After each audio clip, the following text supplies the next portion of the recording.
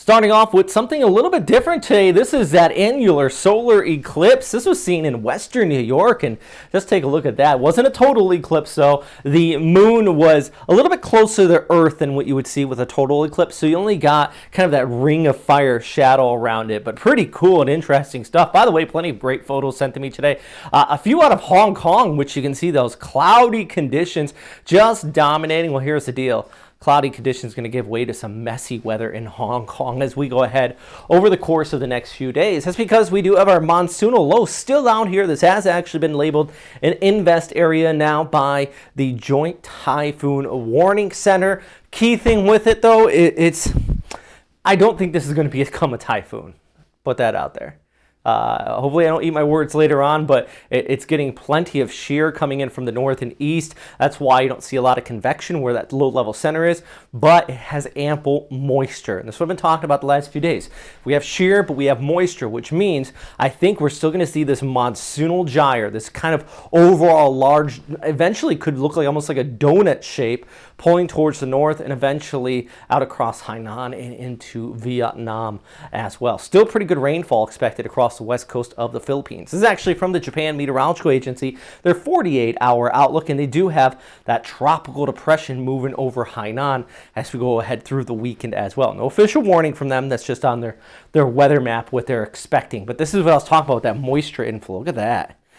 All of this moisture coming in from the southwest, all the way from the Bay of Bengal, wrapping around, hitting the west coast of the Philippines. And look at that right there. Just look at the large circulation here. This is what I'm talking about when I mean a monsoonal gyre, almost a whirlpool out here, just continuing to dominate the South China Sea or the West Philippine Sea here. And boy, it's a big rainmaker with this one. But take a look at the shear. This is what I was talking about, though. You have that southwesterly flow in the low levels. The upper levels come in from the northeast towards the southwest, 25 to 30 knots of shear right over top of this. And that's why I don't think it's going to tighten up into a decent low-level center and organize all too much. All right, so let's talk about the winds, because it is still going to be breezy and a very large wind field. Not a good day for shipping across this area at the very least. I'm sure seas are just going to be absolutely rough, and any fishermen coming off of Luzon, you're going to feel it because of that long fetch area. Winds will wrap around, like I said, into Hong Kong over the weekend. Look at that, picking up 20, 30 knots.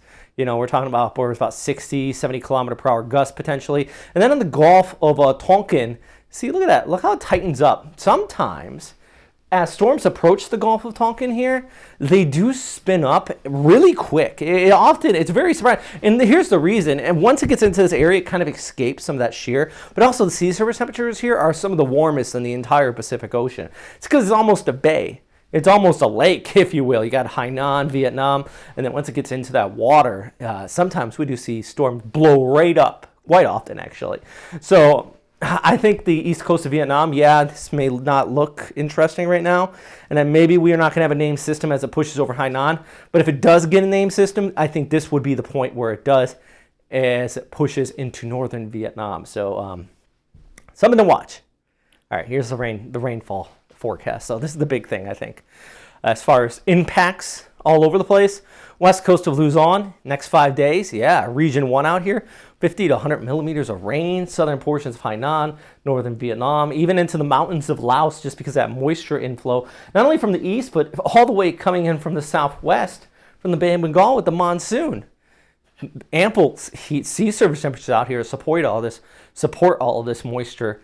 Actually, sea surface temperatures right now are running about 2 to 3 degrees above average. This is something else I do want to know, kind of separately, is that global marine heat waves this past century have been just skyrocketing. Actually, I should say over the last 10 years have been skyrocketing. And when you have just warmer oceans, not only oceans, but the sea surface temperatures over the oceans, it leads to warmer sea surface temperatures, of course, leads to stronger storms, and that's something I do want to, take note of. It's because whenever you see some of the guidance, you always have to keep that in the top of your back of your mind, is that the sea surface temperatures are above average right now, and they have been recently. I'll end on this note. Look at this photo out of Legazpi, beautiful sunset, sent in by Mark. Thank you very much, Mark. I truly appreciate all those great photos today, and I hope everybody is preparing for the storm system. Not named right now, but Definitely worth watching. Thank you everybody else on Patreon. Actually, just got a new Patreon member today. I gotta add him. In my next video, I'll add him. The typhoon section, that's $5 a month, or these super typhoons, which is $10 a month. And we're getting some new graphics. We're gonna get some new equipment in here. And you know what? Just keep on building up this community. Maybe I can get some new lighting and get rid of all this shadowing. I gotta get some more professional lights. I got like 2 bright bulbs just face straight at me. That's why I look like a ghost sometimes. But it's what I got. All right. Check out that Patreon, though. Those are the graphics that are going to be coming in. Hit that subscribe button. Ooh, also got a new video coming up the road. I got an interview with videographer, extreme weather, typhoon chaser, James Reynolds. You want to check that out. So make sure you subscribe, because then you get the notifications for that great video. Guy is just absolutely incredible. He's been in a lot more typhoons than me, I'll tell you that. All right.